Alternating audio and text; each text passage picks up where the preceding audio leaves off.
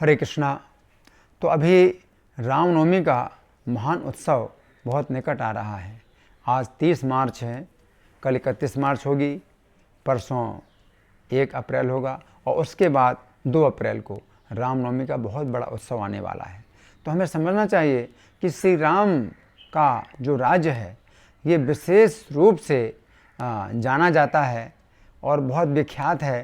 राम राज्य की जो बात है ये बड़ी प्रसिद्ध है कि राम के राज्य में प्रजा कितनी सुखी थी। तो राम के राज्य की तो हम बहुत चर्चा करते हैं, परंतु भगवान कृष्ण ने भी राज्य किया, युधिष्ठिर ने भी राज्य किया। तो कृष्ण के राज्य में भी प्रजा बहुत सुखी थी, युधिष्ठिर महाराज के राज्य में भी प्रजा बहुत सुखी थी। लेकिन राम राज्य की विशेष चर्चा क्यों होती है? इसका कारण ये है कि श्री राम ने जो राज्य किया था अयोध्या में, तो वो 10,000 साल तक राज्य किया था, जबकि भगवान कृष्ण का राज्य कितना हुआ?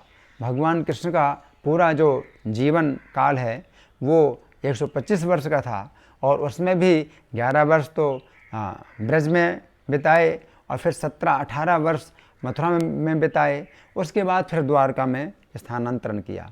तो उतना समय नहीं था द्वारका में भगवान कृष्ण ने जो राज्य किया।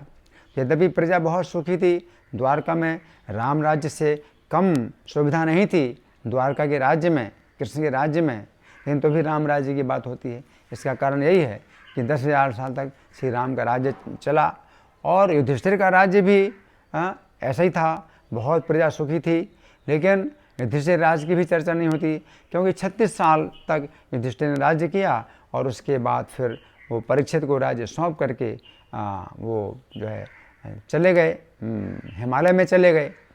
तो इस प्रकार से जो श्री राम का राज्य है ये 10,000 साल तक हुआ और इसमें हमें समझना चाहिए कि उन्होंने ब्रह्मचर्य पूर्वक सीता जी के साथ राज्य किया।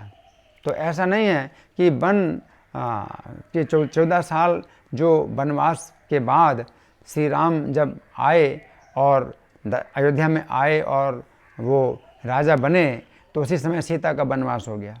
तो कई बार इस प्रकार की भ्रांत धारणा ये बनी हुई है लोगों के मन में कि राम जैसे राजा बने और सीता का वनवास हो गया तो श्री राम को कोई सुख नहीं मिला। तो ऐसी बात नहीं है। सीता जी के साथ श्री राम ने ब्रह्मचर्य पूर्वक 10,000 साल तक राज्य किया और 10,000 साल के बाद फिर सीता गर्भवती हुई और उस गर्भ की अवस्था में सीता जी को वनवास प्राप्त हुआ।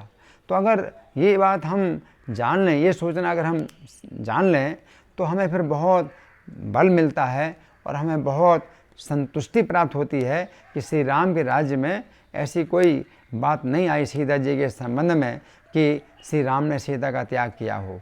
वो 10,000 साल के बाद अगर श्री राम ने सीता जी का त्याग किया और वो केवल 12 वर्ष के लिए त्याग किया तो वो जो घटना है वो इतनी दुखपूर्ण नहीं है, इतनी निराशा पूर्ण नहीं है जितनी आशा और सुखपूर्ण घटना है श्री राम के राज्य की कि उन्होंने 10,000 वर्ष तक राज्य किया। तो राम के राज्य में कोई चोरी नहीं होती थी और किसी को आधी और व्याधि नहीं होती थी। आधी का मतलब है मानसिक कष्ट। आजकल मानसिक रोगी कितने हैं? ये कहा जाता है कि हर 3 व्यक्तियों में 1 व्यक्ति मानसिक रोगी है। मतलब विश्व की जनसंख्या में 1/3 लोग जो है मानसिक रोगी हैं। और शारीरिक बीमारियां कितनी हैं उनका अंत ही नहीं है और नई नई बीमारियां आ रही हैं। जैसे अभी इस समय कोरोना वायरस, तो ये बीमारी बढ़ रही है। तो श्री राम के राज्य में किसी प्रकार की बीमारी नहीं थी, कोई चिकित्सालय नहीं खुले हुए थे, सब लोग सुखी थे। श्री राम के राज्य में इतनी सुविधा थी कि जब तक कोई व्यक्ति अपनी इच्छा से मृत्यु ना स्वीकार करे तो उसको मृत्यु नहीं आएगी। और व्यक्ति मृत्यु की इच्छा तभी करेगा जब वो आत्मज्ञान के धरातल पर हो जाएगा और उसका भगवान के धाम में जाना निश्चित हो जाएगा, तभी मृत्यु आएगी। तो हर व्यक्ति श्री राम के राज्य में भगवान के धाम में जाता था। कोई इस भौतिक संसार के जन्म मरण के कष्ट का बंधन नहीं था। तो श्री राम का राज्य इस कारण से बहुत प्रसिद्ध है। परंतु लोग श्री राम का राज्य तो चाहते हैं लेकिन श्री राम की शिक्षाओं को नहीं चाहते। अगर हम श्री राम की शिक्षाओं का पालन करें तो श्री राम का राज्य आ सकता है। जैसे कोई व्यक्ति सूर्य को ना चाहे लेकिन सूर्य का प्रकाश चाहे तो कैसे संभव है? सूर्य के बिना सूर्य का प्रकाश हो नहीं सकता। उसी प्रकार से श्री राम की शिक्षाओं का पालन किए बिना हमें राम राज्य नहीं प्राप्त हो सकता। और श्री राम की शिक्षा इस समय श्री राम ही श्री चैतन्य महाप्रभु के रूप में प्रकट हुए, जिन्होंने संकीर्तन आंदोलन को फैलाया।